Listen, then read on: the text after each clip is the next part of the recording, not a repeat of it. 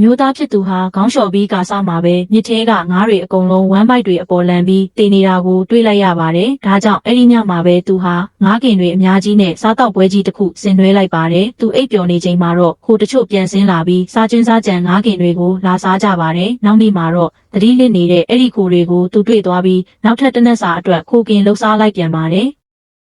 နောက်ပိုင်းသူတောင်ပေါ်တက်ပြီးစားစရာရှာတဲ့အခါခောက်ဆွဲထုတ်ခွန်တစ်ခုကိုသွားတွေ့ပါတယ်။အဲ့ဒီအခွန်ကိုသူပြောင်းပြန်လှန်ပြီးခါချလိုက်တဲ့အခါမထင်မှတ်ပဲဟင်းခတ်အမွှေးကြိုင်ထုတ်လေးတစ်ခုကျလာခဲ့ပါတယ်။သူဟာအဲ့ဒီခောက်ဆွဲထုတ်ခွန်ကိုစူးစူးဆိုင်ဆိုင်ကြည့်နေမိပါတယ်။သူ့ဘေးနားကအသားကင်ကတောင်သူ့ကိုသွားရည်မကျစေနိုင်တော့ပါဘူး။ဒီအချိန်မှာခောက်ဆွဲစားခြင်းစိတ်ကအထွတ်ထိပ်ကိုရောက်နေခဲ့ပါပြီ။အိမ်မက်ထဲမှာတော့အဲ့ဒီခောက်ဆွဲကိုမြင်မှတ်တဲ့အထိပါပဲ။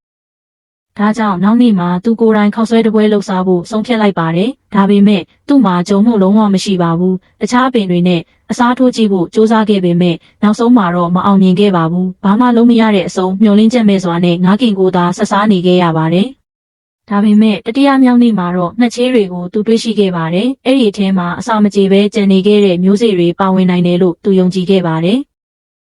ဒါနဲ့သူဟာမြေရင်းတွေစတူးပြီးတီကောင်တွေရှိတဲ့မြေစီလွာကိုရှာဖွေခဲ့ပါတယ်။ပလင်းခွန်တွေနဲ့ရိုးရှင်းတဲ့ဖနက်တရံကိုလည်းပြုလုပ်ခဲ့ပါတယ်။ခွန်အားအကုန်သုံးပြီးကြောက်တုံးကြီးတစ်တုံးကိုဖယ်ရှားလိုက်ပြီးနောက်မှာတော့မျိုးစေ့တွေကိုစတင်ချပြီးတဘာဝမျိုးစာတွေနဲ့စိုက်ပျိုးခဲ့ပါတယ်။ဒီနောက်မှာတော့ရှည်လျားတဲ့စောင်းဆိုင်ခြင်းမှာပဲ3လကြာပြီးနောက်ပြောင်းဖူးပင်ပေါက်လေးတွေထွက်လာတာကိုမြင်လိုက်ရတဲ့အခါသူအရန်ကိုဝမ်းသာအံ့ဩသွားခဲ့ပါတယ်။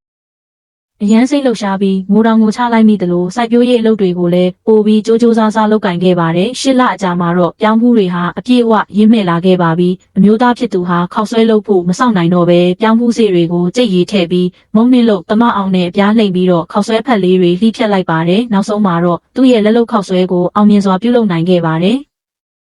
ခောက်ဆွဲပြုတ်ပြီးသွားတဲ့အခါဟိုအရင်ကဟင်းခတ်အမွှေးကြိုင်ထုတ်လေးကိုယူလိုက်ပြီးခောက်ဆွဲထုတ်ခွန်မှာရေးထားတဲ့လမ်းညွှန်ချက်တွေအတိုင်းတိတိကျကျရောနေလိုက်ပါတယ်။ရက်ပေါင်း2ရက်ကြော်ကြပြီးတဲ့နောက်မှာတော့သူနေ့ရောညပါတောင်းတနေခဲ့ရတဲ့ခောက်ဆွဲကိုနောက်ဆုံးတော့စားလိုက်ရပါပြီ။